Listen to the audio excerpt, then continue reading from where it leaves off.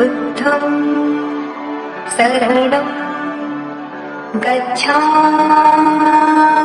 एक नगर की बात है। उस नगर में एक नौजवान युवक रहता था। उसका नाम विकास था। उसमें एक समस्या थी। उसकी समस्या ये थी कि उसका मन हर समय भटकता रहता था। उसके मन में हर समय कोई ना कोई नकारात्मक विचार चलते रहते थे। उसके मन की बकबक शांत नहीं होती थी। वह जब भी कुछ सोचकर करता तो कुछ अलग ही कर देता। कभी वह अपने अतीत के बारे में सोचकर पछताता था कि काश मैंने उस काम को, उस समय को कुछ ऐसा कर दिया होता, उस काम को वैसा कर दिया होता, या फिर अपने भविष्य के बारे में सोचता रहता और डरता रहता कि कहीं भविष्य में ऐसा हो गया तो क्या होगा, कहीं मैं असफल हो गया तो क्या होगा, अगर मुझसे कोई गलती हो गई तो लोग मेरा मजाक उड़ाना शुरू कर देंगे। ऐसे ही कई सारे नकारात्मक और असफलता से भरे विचार उसके मन में आते रहते थे। विकास हमेशा ही अपने विचारों में खोया रहता। वह अपने विचारों से मुक्ति पाना चाहता था। विकास चाहता था कि उसके मन में कोई भी फालतू विचार कभी ना आए, लेकिन हर समय विचारों का सैलाब उसके मन में उठता ही रहता। इसलिए जीवन में वो बहुत परेशान था। फिर एक दिन किसी ने बताया, यहाँ पास ही के जंगल में एक बौद्ध भिक्षु रहते हैं, उसके पास जाओ, वह तुम्हारी मानसिक समस्या का समाधान अवश्य कर देंगे। यह सुनकर विकास तुरंत ही बौद्ध भिक्षु के पास चला जाता है और अपनी सारी समस्या उन्हें बताता है। बौद्ध भिक्षु भी विकास की बातों को बड़े ही ध्यान से सुनता है और कहते हैं कि तुम मुझसे क्या जानना चाहते हो। यह सुनकर विकास कहता है, गुरुदेव, मैं मन को शांत एवं खाली करना चाहता हूँ।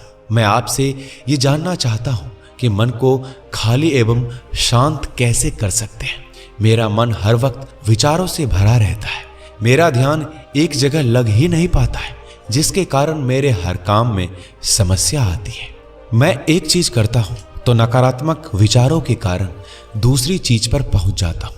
मेरा मन एक जगह ठहरता ही नहीं है और यूं ही हर दिन मेरे मन में हजारों विचार चलते रहते हैं। और ये कब होता है, क्यों होता है, मुझे कुछ भी पता नहीं चलता। बहुत देर बाद मुझे एहसास होता है कि मैं क्या करने बैठा था और मैं क्या कर रहा हूँ। गुरुदेव, मैं अपने मन को विचारों से खाली कर देना चाहता हूँ। मैं चाहता हूँ कि मेरे मन में एक भी विचार ना आए। जब भी मैं चाहूँ तभी मेरे मन में विचार आए। फिर बौद्ध भिक्षु ने कहा, किसी समस्या का समाधान तभी निकाला जाता है जब हम उस समस्या की जड़ तक पहुंच जाते हैं, समस्या को ठीक से समझते हैं और जानते हैं। आगे बौद्ध भिक्षु कहते हैं, जिस मन को तुम खाली करना चाहते हो, क्या तुमने उस मन को कभी भी थोड़ा बहुत भी समझा है? यह सुनकर विकास ने कहा कि महाराज, मैंने अपने मन को जानने की बहुत कोशिश की है, लेकिन मैं जितना इसके बारे में जानता हूं, मेरा मन उतना ही रहस्यमय हो जाता है। फिर बौद्ध भिक्षु ने उस युवक को एक घड़ा देते हुए कहा कि जाओ, इस घड़े में एक छोटे पत्थर को भरकर ले आओ। फिर वो युवक वहां से गया और छोटे छोटे पत्थर भरकर लेकर आया। उस घड़े को बौद्ध भिक्षु के पास रख दिया। फिर बौद्ध भिक्षु ने उस युवक से कहा कि इस घड़े को तुम अपना मन समझो और इस घड़े में भरे पत्थरों को अपना विचार समझो। अब इस घड़े में और पत्थर डालो। उस युवक ने घड़े में और पत्थर डालना शुरू किया, क्योंकि घड़ा पहले से भरा हुआ था। एक दो पत्थर डालने के बाद सारे पत्थर नीचे गिरने लगे। फिर बौद्ध भिक्षु ने उस युवक से कहा, रुको, जरा ध्यान से देखो। अब घड़े में पत्थर नहीं आ रहे हैं, बल्कि पत्थर नीचे गिर रहे हैं, क्योंकि ये एक घड़ा है। जो इसमें आ सकता था वो आ गया। अब इसमें और पत्थर नहीं आएंगे। अगर दूसरा पत्थर डालना है तो पहले पत्थरों को निकालना होगा। यह सुनकर उस युवक ने कहा, गुरुदेव, मैं आपकी बात समझ गया हूं कि आप मुझे क्या बताना चाहते हैं। हमें अपने मन को विचारों से ही खाली कर देना चाहिए। विकास की यह बात सुनकर बौद्ध भिक्षु मुस्कुराने लगे और कहा, पहले मेरी बात तो सुन लो, उसके बाद मन को खाली कर लेना। फिर बौद्ध भिक्षु ने उस युवक को कहा, हमारा मन एक घड़े के बिल्कुल उल्टा है, क्योंकि घड़े को तुम पत्थरों से भर सकते हो, लेकिन मन को विचारों से नहीं भर पाओगे, क्योंकि मन तो हमेशा खाली रहता है। यह सुनकर उस युवक ने कहा, गुरुदेव, मुझे आपकी बातें कुछ समझ नहीं आ रही है। मन अगर खाली रहता है तो फिर हम उसे खाली क्यों करना चाहते हैं? फिर मन को खाली करने की क्या आवश्यकता है? फिर बौद्ध भिक्षु ने कहा, इस घड़े से एक एक करके पत्थरों को बाहर निकालो। विकास ने वैसा ही किया। वो घड़े में से एक एक करके पूरे पत्थरों को बाहर निकालता रहा और ऐसा करके अंततः घड़ा खाली हो गया। फिर बौद्ध भिक्षु ने उस युवक से कहा, देखा तुमने, जब एक एक करके तुमने पत्थरों को बाहर निकाला तो ये घड़ा खाली हो गया। अब तुम इस घड़े में दूसरा पत्थर डाल सकते हो या फिर उन्हीं पत्थरों को दोबारा डाल सकते हो, आधा भर सकते हो या फिर पूरा भी भर सकते हो। फिर वो युवक कहता है, गुरुदेव, मैं भी तो यही कह रहा हूं कि मुझे अपने मन को खाली करना है। यह तो एक पत्थर है, इसे आसानी से निकाला जा सकता है और घड़े को खाली किया जा सकता है, लेकिन गुरुदेव, मैं अपने मन को खाली कैसे करूं? फिर बौद्ध भिक्षु ने कहा, इस घड़े में एक पत्थर डालो और 2 पत्थर निकालो। यह सुनकर विकास ने कहा, महाराज, ऐसा कैसे हो सकता है? यह कोई चमत्कारिक घड़ा तो है नहीं। 1 डालो तो 2 निकल जाएंगे, 2 डालो तो 4 निकल जाएंगे। यह सुनकर बौद्ध भिक्षु ने कहा, यह घड़ा तो चमत्कारिक नहीं है, लेकिन तुम्हारा मन तो चमत्कारिक है।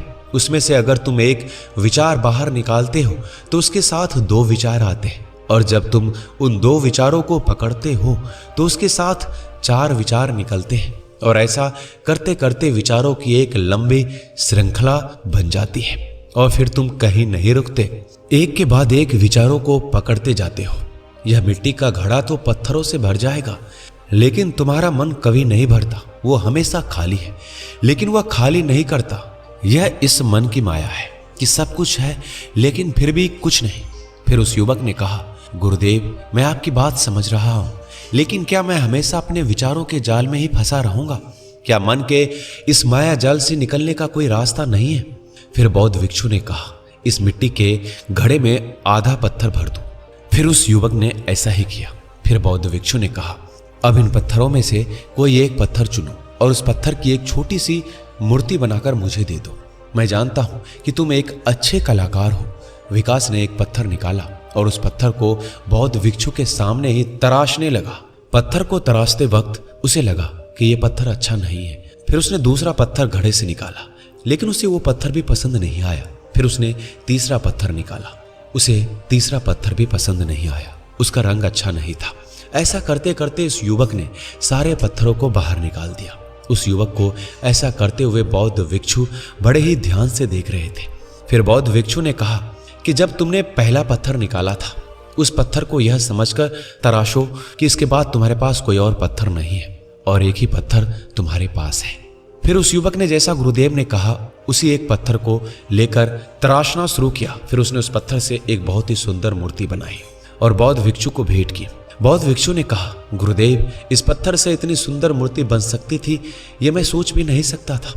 उस युवक की बात सुनकर बौद्ध भिक्षु ने कहा, जब तुम्हारे पास कोई और दूसरा विकल्प नहीं होता तब हम उस विकल्प में ही संपूर्ण ऊर्जा लगाते हैं और उसी को सबसे बेहतर बनाते हैं।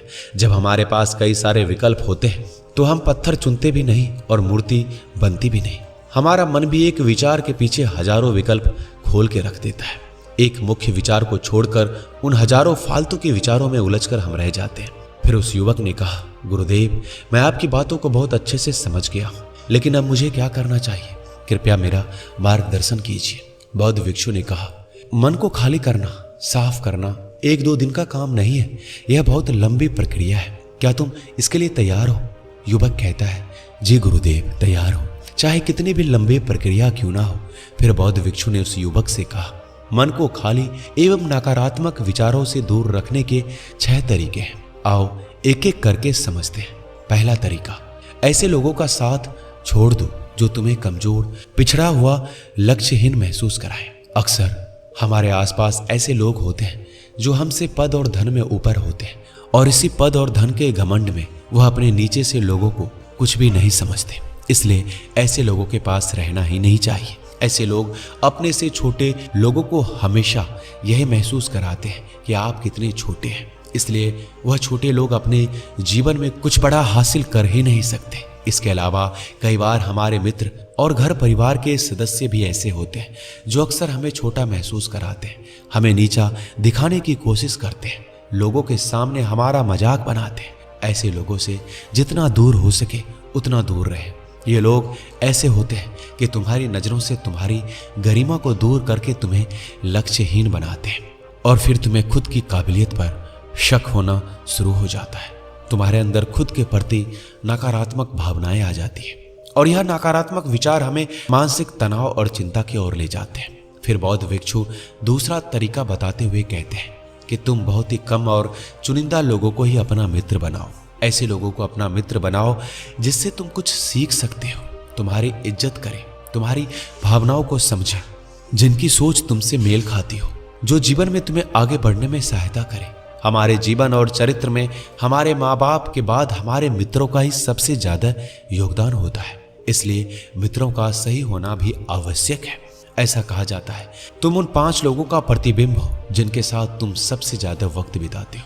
अगर तुम्हारे आसपास के 5 लोग जिनके साथ तुम सबसे ज्यादा वक्त बिताते हो वो ईमानदार हैं तो तुम धीरे धीरे ईमानदार हो जाओगे। अगर वो 5 लोग अमीर हैं तो तुम भी धीरे धीरे अमीर बनना शुरू कर दोगे।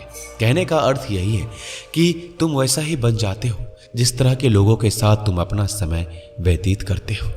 किसी महान दार्शनिक ने कहा था कि तुम किसी भी इंसान के मित्रों से मिलवा दो, मैं उसके मित्रों को देखकर उस इंसान का भविष्य बता दूंगा।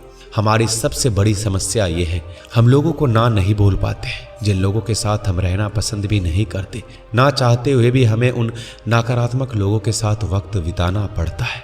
इसलिए सबसे पहले हमें अपनी जिंदगी में उन लोगों को ना कहना आना पड़ेगा जिनके साथ रहकर हमें लगता है कि हमारी जिंदगी खराब हो रही है। अगर यह हमारी जिंदगी में ना हो तो शायद हम ज्यादा खुश रहेंगे। बौद्ध भिक्षु आगे कहते हैं तीसरा तरीका है कि तुम कभी भी अपना अतीत नहीं बदल सकते, लेकिन तुम अपना भविष्य अवश्य बदल सकते हो।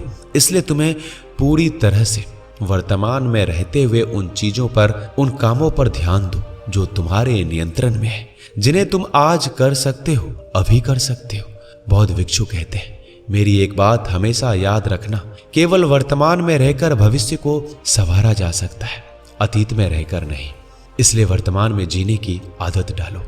चौथा तरीका है तुम स्वस्थ और पौष्टिक खाना खाओ। हमारा शरीर ऊर्जा से चलता है। हम जैसा खाना खाएंगे हमारे शरीर को वैसी ही ऊर्जा मिलेगी। अगर हमारा शरीर स्वस्थ नहीं रहेगा तो हमारा मन स्वस्थ कैसे रहेगा? जब शरीर कमजोर और बीमार रहता है तो मन में कई सारे नकारात्मक विचार आते हैं और स्वस्थ शरीर में स्वस्थ दिमाग का वास होता है। इसलिए शरीर को स्वस्थ मजबूत रखना हमारी जिम्मेदारी है। बौद्ध भिक्षु कहते हैं कि 5वां तरीका यह है कि रोज ध्यान करो। ध्यान करने का सबसे उपयुक्त समय सुबह या फिर रात का होता है। ऐसा करने से तुम अपने मन के विचारों पर कंट्रोल कर